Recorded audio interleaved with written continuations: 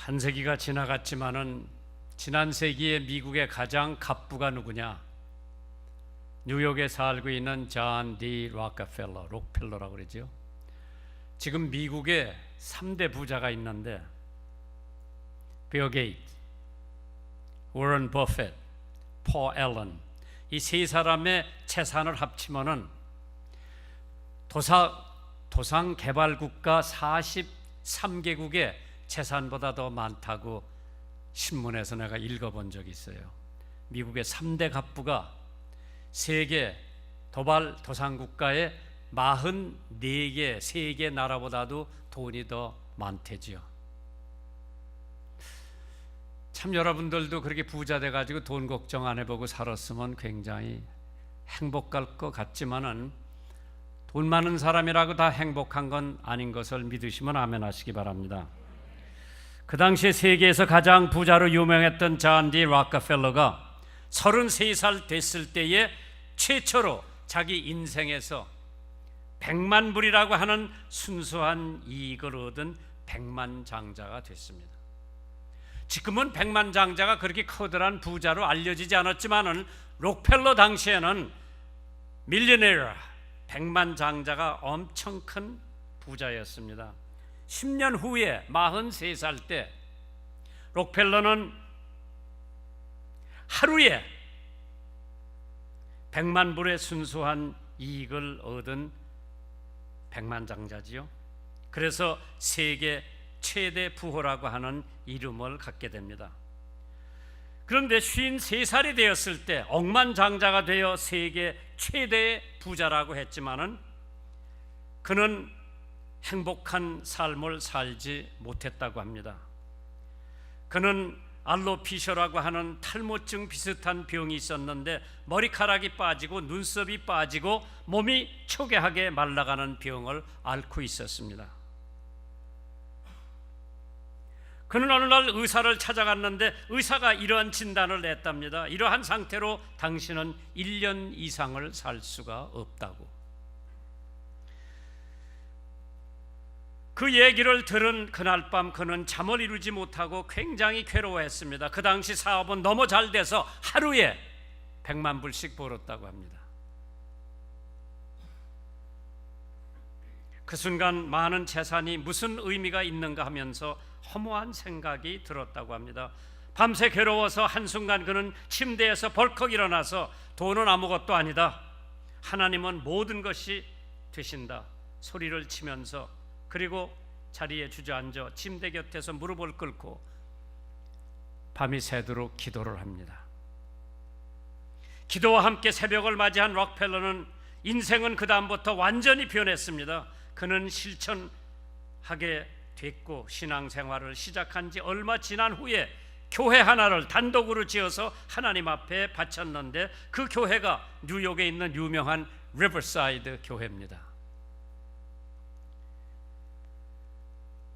그 후부터 존 D. 록펠러는 재단을 만들어서 가난한 사람들을 돕는 의료 사업을 위해서 자기 재산을 쏟아붓기 시작했답니다.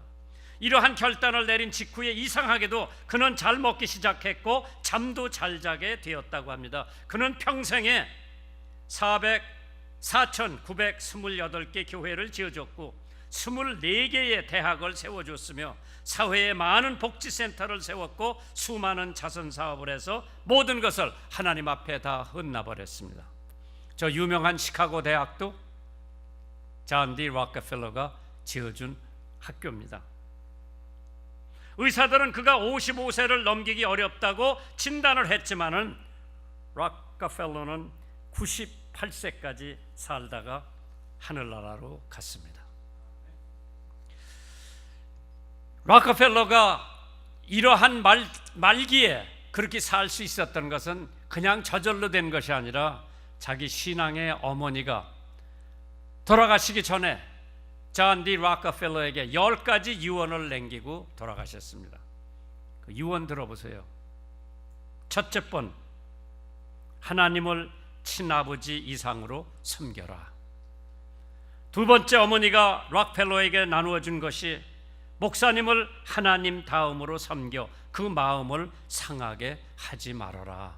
내가 제일 좋아하는 대목이죠. 세 번째로 오른쪽 주머니에는 항상 11조를 준비해 두어라. 네 번째, 원수를 만들지 말아라. 다섯 번째, 예배를 드릴 때 항상 앞자리에 앉아서 드려라. 여섯 번째, 매일 아침 그날의 목표를 세우고 하나님께 기도하라. 일곱 번째, 잠자리에 들기 전에 반드시 하루를 반성하고 기도하라.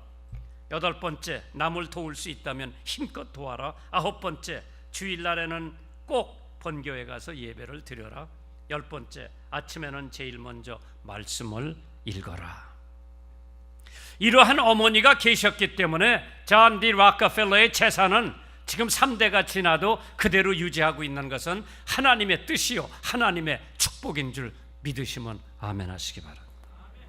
오늘 본문에 있는 말씀을 보시면은 하나님의 아들 예수를 소유한 사람은 영생이 있고 하나님의 아들을 소유하지 못한 사람은 교회는 열심히 나와도 영생은 갖기가 어렵다고 하는 하나님의 말씀입니다. 1979년 9월 5일 한국일보 동경발 기사로 대구 콤플렉스를 드러낸 일본의 팬더 사망 애도의 기사가 실려 있었습니다. 9월 4일 그해 곰새끼 한 마리의 죽음이 전 일본 사회를 발칵 뒤집어 놨습니다. 온 국민을 울음바다로 몰아넣고 텔레비전 아나운서가 울음 섞인 음성과 눈물을 흘리면서 10살 난 난난이라고 하는 반달곰의 죽음을 보도를 했습니다. 난난은 1972년 10월 28일 중공수상 주을레가 일본과 중국이 국교 정상화를 해서 기념하기 위해서 선사한 한 쌍의 반달곰 암놈이었습니다. 그 남편 이름은 칸칸이라고 했습니다.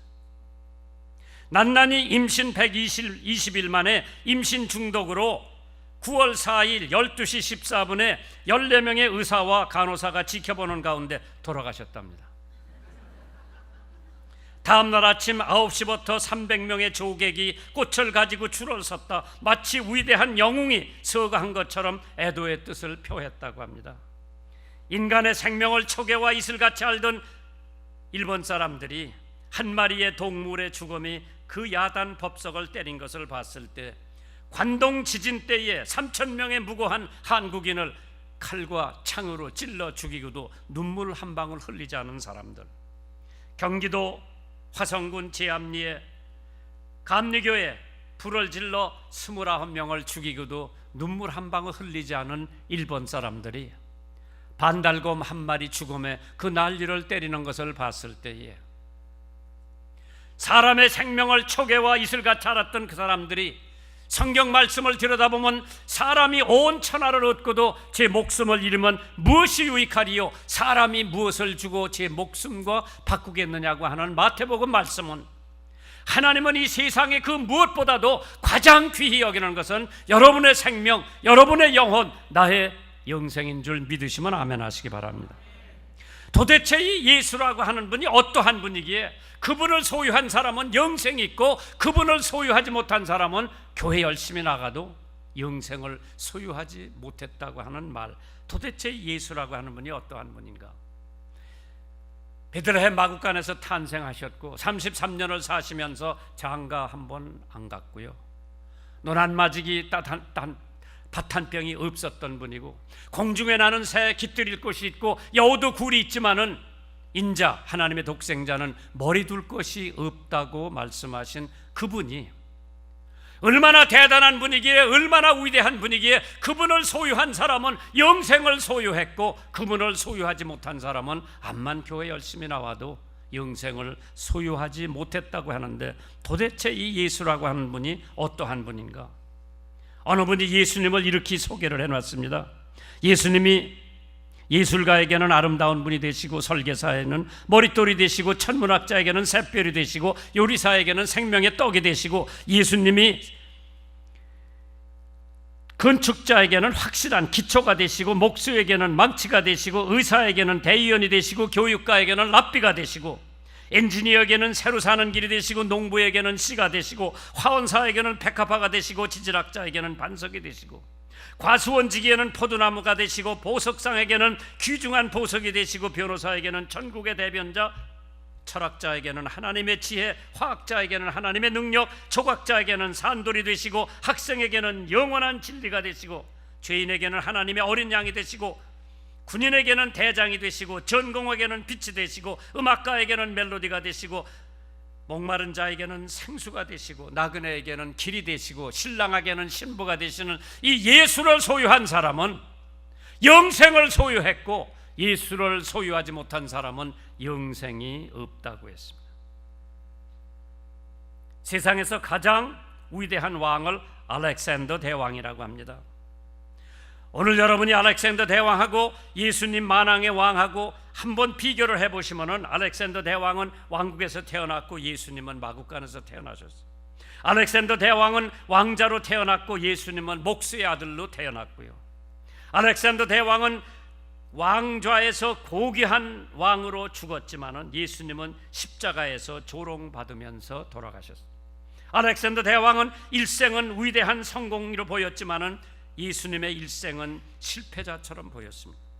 알렉산더 대왕은 자신의 소유를 위해 수십만 명의 피를 흘렸지만 예수님은 전 인류를 위해서 피를 흘리셨습니다. 알렉산더 대왕은 영광의 바벨론에서 죽었지만 예수님은 수치의 갈보리 십자가에서 돌아가셨습니다. 알렉산더 대왕은 왕국을 정복하였고 예수님은 죽음을 정복하셨습니다. 알렉산더 대왕은 인간을 노예로 만들었고 예수님은 인간을 자유롭게 만들었습니다. 알렉산더 대왕은 역사를 만들었고 예수님은 역사를 변화시켰습니다. 알렉산더와 예수님이 길은 이렇게 다른데 오늘 여러분은 누구의 길을 따르시겠습니까?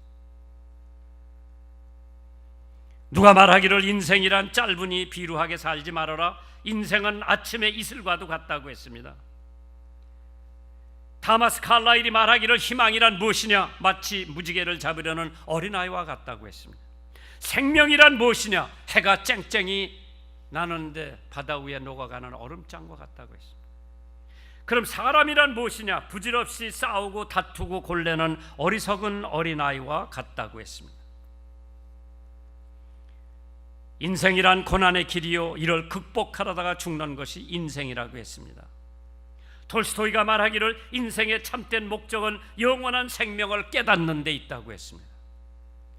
오늘 나는 교회 생활을 오래 했지만 아직까지 예수 그리스도를 내 구세주로 영접하지 못했다고 할 것 같으면 그 사람은 영생을 소유하지 못한 사람입니다.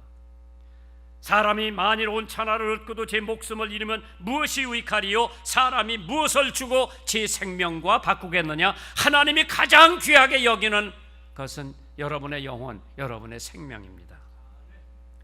그래서 저는 부자의 생명관을 한번 생각해 봤어요. 사람은 다 부자 되기를 소원하는 줄 믿으시면 아멘 하시기 바랍니다. 여기 부자 되기 싫어요? 부자 되는 거 죄가 아니에요. 돈을 사랑하는 것이 죄가 되지 부자가 죄가 되는 게 아니죠. 돈을 사랑함이 일만하게 뿌리가 된다고 그랬어요. 왜 그러냐?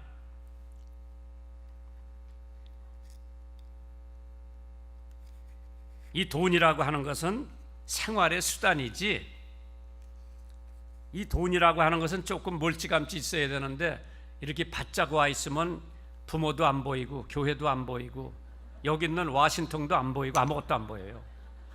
돈은 생활의 수단입니다. 돈이 있어야 택시 타고, 돈이 있어야 물 사 먹고, 돈이 있어야 라면 사 먹고, 돈이 있어야 밥 사 먹는데 이건 하나의 생활의 수단이에요. 이거를 사랑하면 일만 악의 뿌리가 된다고 그랬어요. 이거를 너무 사랑하면 부모, 자식, 형제, 교회 아무것도 안 보여요. 하나님도 안 보여. 그래서 이 돈은 멀찌감치 해야 생활 수단으로 쓰여지는 건데 인류의 소망이 다 부자 되는 게 소망이에요. 여러분들은 다 부자 되시기를 주님의 이름으로 축원합니다. 재물을 사랑하지 말고 부자는 되어서 그 부를 가지고 남을 살리고 어려운 사람을 돕고 예수님의 선교 사업에 돕는 그것은 하나님이 기뻐하시는 줄 믿으시기 바랍니다.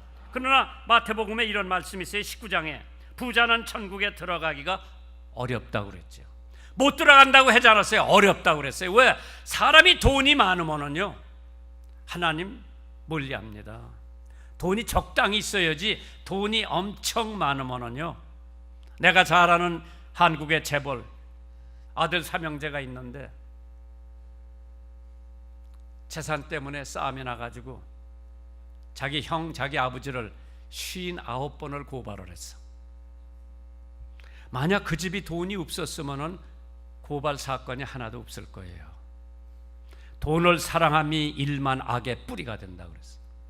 그러나 돈이 일만 악의 뿌리가 되는 게 아니라 거기다 사랑 하나를 넣어야 돼요. 돈을 사랑함이 일만 악의 뿌리가 된다고 그랬는데, 누가복음에 보면은 생명은 그 소유에 넉넉한데 있지 않고 하나님의 아들 예수를 소유한 사람은 생명이 있고 하나님의 아들 예수를 소유하지 않는 사람은 생명이 없다고 했습니다. 1923년입니다. 미국 시카고 에지와라 비치 호텔에서 미국의 재벌 8명이 모여서 회의를 했답니다. 그 8사람의 재산을 합치면은 미국 국고에 버금가는 재산이 그 8사람 손에서 왔다 갔다 했다고 합니다. 그 8사람이 누구냐? 제일 큰 철강회사 사장, 제일 큰 전기회사 사장, 제일 큰 석유회사 사장, 뉴욕의 스탁 엑스체인지의 운영위원장, 그 당시에 내무부 장관, 그 다음에 뉴욕의 월 상가의 월스트리트의 주권자, 세계적인 국제적인 몰입에, 그 다음에 8번째로 국제은행 총재가 1923년 시카고의 에지와라 비치 호텔이라고 하는 데가 있는데 그게 지금은 다 허술하게 됐지만은 거기서 회의를 했는데 미국 언론들이 그 사람들을 가리켜서 가장 행복한 사람이라고 대서특필을 매일같이 해댔습니다. 그런데 어떤 사회학자가 25년 후에 그 8대 재벌이 어떻게 됐나 조사를 해서 발표한 발표문이 있습니다. 한번 들어보시겠어요?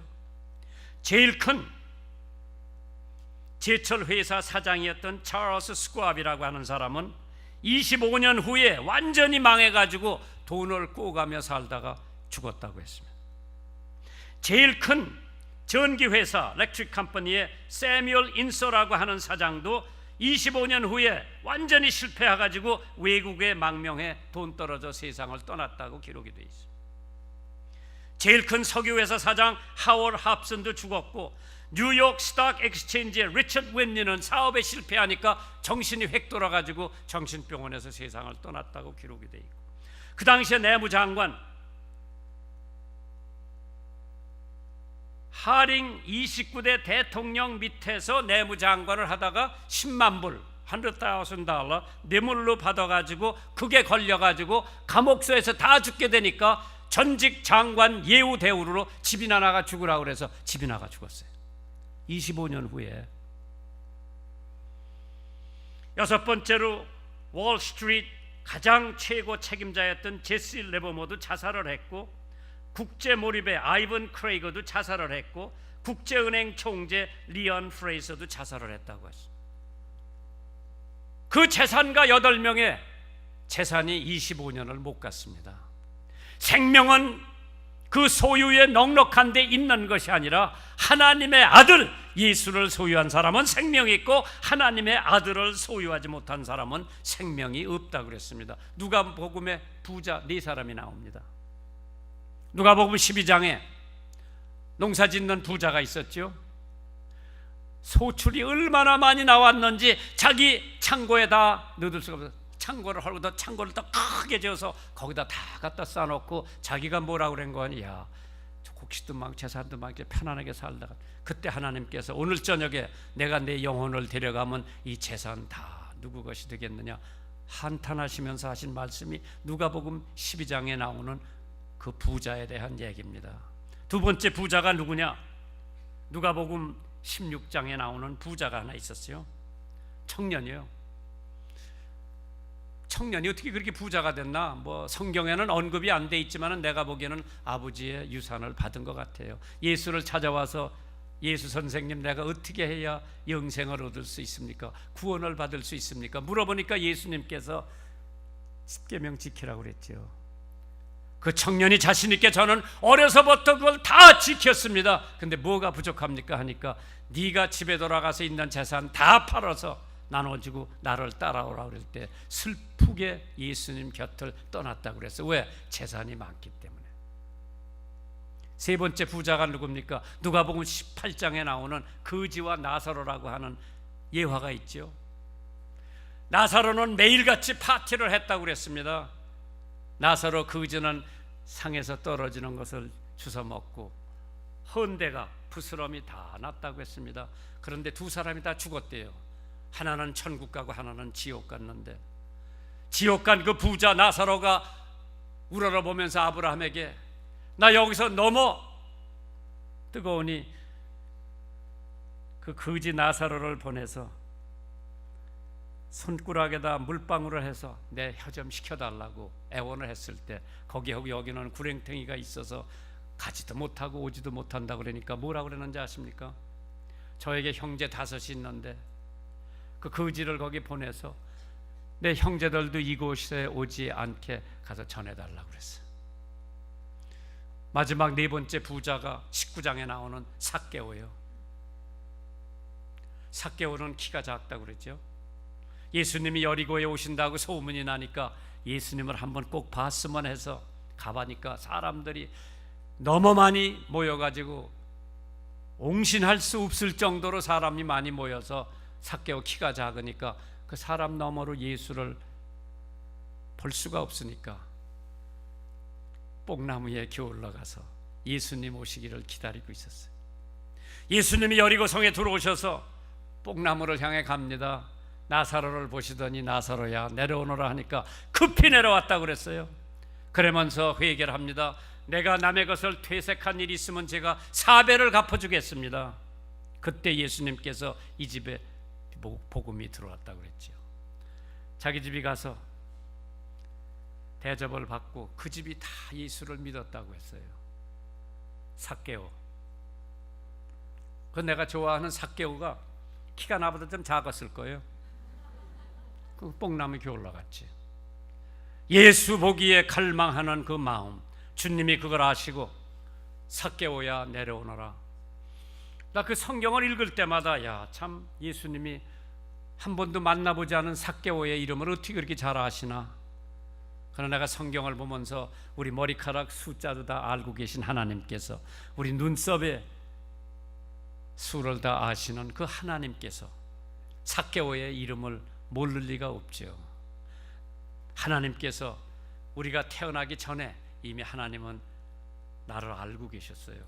그렇기 때문에 하나님의 아들 예수를 소유한 사람은 생명이 있고 하나님의 아들을 소유하지 못한 사람은 생명이 없다고 그랬습니다. 엘리사벳 1세, 지금은 엘리사벳 2세요. 참 그 할머니 오래도 살아.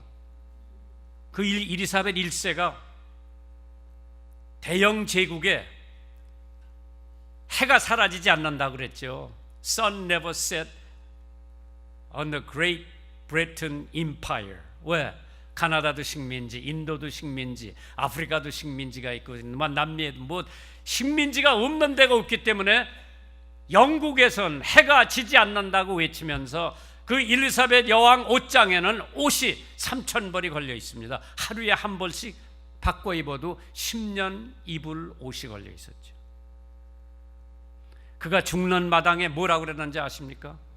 영국의 재상들을 다 불러놓고 한마디 하고 세상을 떠났어요. All my possession for a moment of time.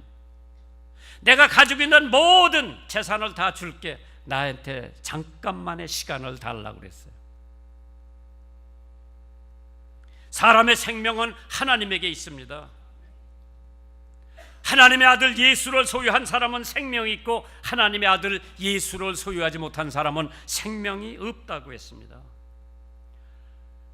부자의 생명관도 재벌이나 재산이나 돈에 의존하면은 절대로 하늘나라에 가기가 어렵지만은 예수 그리스도 하나님의 아들이 우리 마음속에 구세주를 영접한 사람은 영생이 있고 구세주를 영접 못한 사람은 영생이 없다고 했습니다.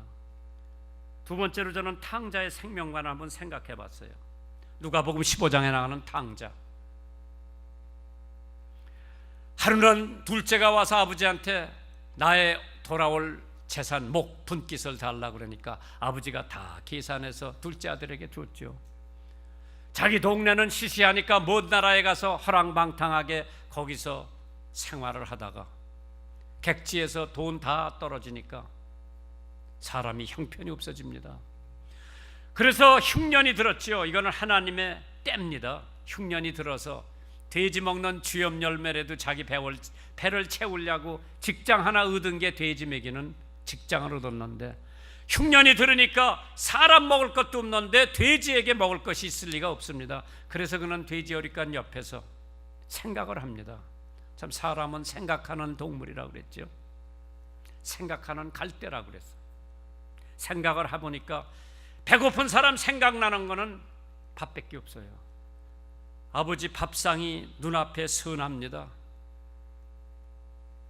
여주 이천에서 쌀을 갖다가 기름이 잘잘 흐르는 밥을 만들어 놨는데 콩도 넣고 팥도 넣고 밤도 넣고 온상에서 기른 오이 소배기를 만들어 놨는데 이건 뭐 바삭바삭하지? 김, 참기름에 살짝 발라서 구워놨죠. 봄에 조기 갖다가 이렇게 잘라가지고 실고춧가루 좀 넣고 거기다가 외간장에 이거 졸여 놓으니까 이건 뭐 일품이라 거기다 된장찌개 끓여 놓은 게 그게 눈에 선한 거예요. 탕자가 뭐 생각했겠어? 내가 왜 여기서 줄여 죽나? 내가 아버지 집에 돌아가서 이제 아버지의 아들이라고 할 수 없지만 그냥 머슴이라도 밥만 실컷 먹여달라고 하는 마음을 먹고 다시 고향을 찾아갑니다. 아버지는 저녁 때 일과가 끝날 때마다 집에 들어가기 전에 등생이에서 먼 지평선을 바라보면서 행여나 집 나간 아들이 오늘 돌아오지 않을까, 그게 아버지의 심정이지요. 그날 동네 굴뚝에서는 저녁 짓는 연기가 뭉게뭉게 올라가는데 아버지가 집에 들어가기 전에 저 지평선을 내다보니까 사람 그림자 하나가 이쪽으로 오니까 틀림없이 자기 아들일 거라 하고 아들이 뛰어왔어요? 아버지가 뛰어갔어요? 아버지가 뛰어갔어. 부둥켜 안고 죽었던 아들이 살아왔다고 집이 데리고 와가지고 그가 집을 떠날 적에는 아버지도 잃어버렸고 자존심도 잃어버렸고 재산도 다 탕진했는데 돌아오니까 아버지가 뭘 해줬어요?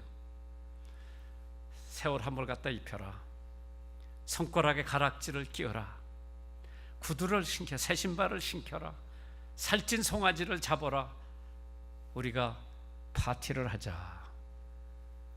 여기에는 특별한 영적인 의미가 있을 겁니다. 새로 옷을 입히려는 것은 의로운 의복을 입지 않고는 하늘나라 못 갑니다. 가락지를 끼워줬다고 하는 것은 다시 상속권을 줬다는 얘기지요. 신발을 신겼다는 얘기는 사명을 줬다는 얘기지요. 암만 돈이 많고 먹을 게 많더라도 할 일이 없는 사람은 참 못 살, 이 세상에 살기 힘들어요. 좀 바쁘고 사명이 있어야 되지요. 살찐 송아지를 잡아라. 나 같으면 무슨 살찐 송아지요? 삐쩍 마른 병아리 새끼는 하나 잡으라고 그랬을 텐데 살찐 송아지는 뭐를 의미하느냐? 주님 앞에 나오는 풍성한 삶, 내가 너희들에게 풍성한 삶을 준다고 약속하신 그 주님께서 돌아온 탕자, 죽었던 아들이 돌아왔으니 아버지는 살찐 송아지를 잡아가지고 동네 사람들 다 불러서 파티를 했는데 거기 형이 있었어요. 노랫소리가 나고 뭐 파티 소리가 나니까 하인들은 물어봅니다. 무슨 소리냐? 죽었던 당신 아우가 돌아와서 아버지가 파티를 해준다니까 집에 안 들어가는 거예요. 아버지가 나와서 집에 들어오라고 그럽니다.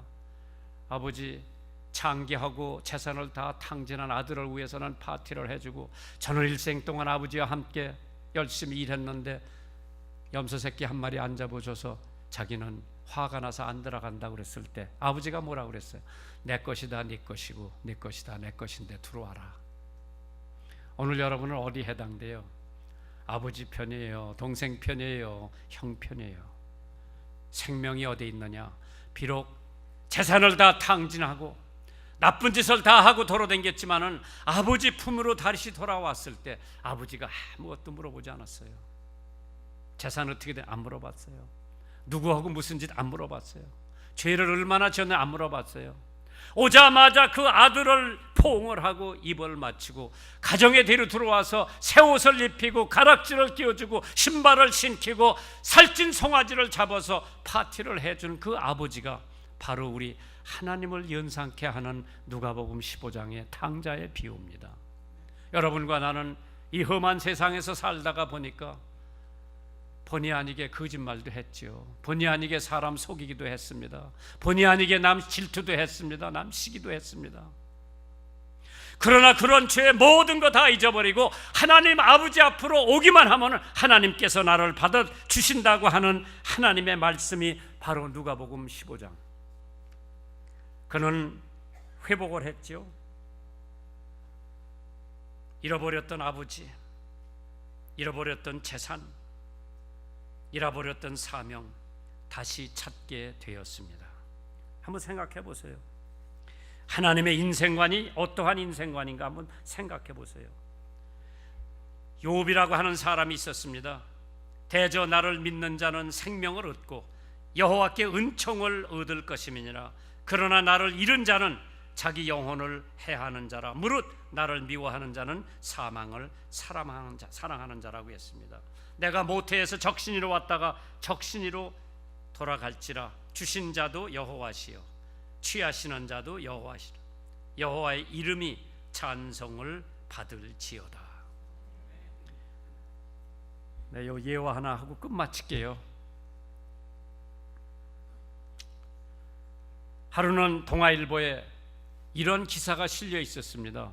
서울의 모 대학 다니는 학생이 농촌 계몽운동하러 간다고 기차를 타고 경상도 쪽으로 내려가다가 여학생을 하나 만났습니다. 둘이 친해졌지요. 얼마 후에 그 여학생이 이 남학생을 찾아옵니다.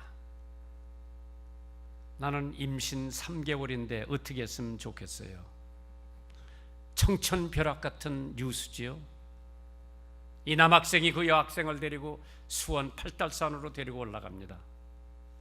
이 여학생이 이쪽을 바라봤을 때 이 남학생이 여학생의 머리를 졸라서 실신을 시킨 다음에 자기가 준비해왔던 사이다병에 휘발유를 그 여학생 몸에다 붓고 성냥을 거두었습니다. 화상을 입은 여학생 내버려 두고 남학생은 도망을 갔죠. 지나가던 사람들이 그를 불을 꺼주고 수원 도립병원으로 데려갔는데 아주 많은 화상을 입어서 살지 못 살지 지금 그러한 데 놓고 있는데 이게 동아일보 기사에 실려 있길래 내가 그 다음날 아침에 도립병원에 전도할 욕심에 그 방을 찾아봤습니다. 엄마가 딸하고 있는데 성경 말씀을 읽어주고 기도해 드리고 예수 믿으라고 구원면을 하니까 순수하게 예수를 믿겠다고 그러더라고요. 그런데 24시간 후에 그 남학생이 서울에서 붙잡혔습니다. 재판을 받고 안양 교도소로 수감이 돼 있었습니다. 제가 안양을 갔습니다. 성경 하나 가지고 가서 그 학생에게 성경을 주면서 그 여자 집에서 너를 용서해 줄지 안 해줄지 모르지만은 하나님은 지금이라도 네가 회개하면 다 죄를 용서해 주신다. 예수 믿을래 안 믿을래? 하나님 믿겠습니다. 예수 믿겠습니다. 거기서 예수 믿기로 영접하고 아버지가 보상을 해주고 감옥소에서 몇 년 있다가 모범생으로 교도소에서 나와가지고 제일 먼저 우리 집에 와서 저는 그때 집회 나가서 없는데 편지 하나 써놓고 갔더라고.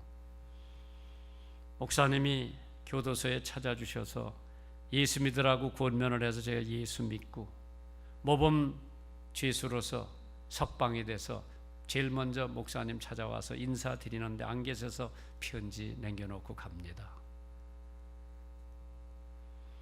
참 사람으로는 엄청 큰 죄를 범한 거지요.